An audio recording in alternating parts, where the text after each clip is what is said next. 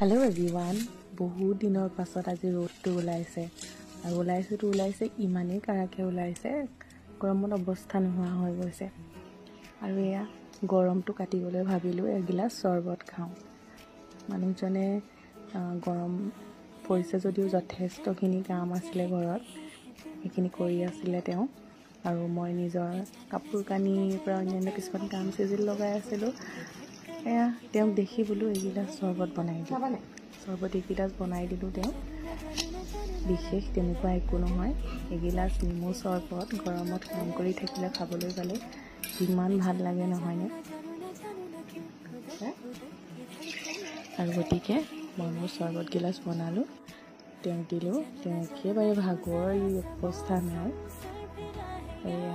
ভাগৰে যুগৰে নেমু চৰবত গিলাস অমৃত নিচিনা লাগিছে বোলে Bye-bye.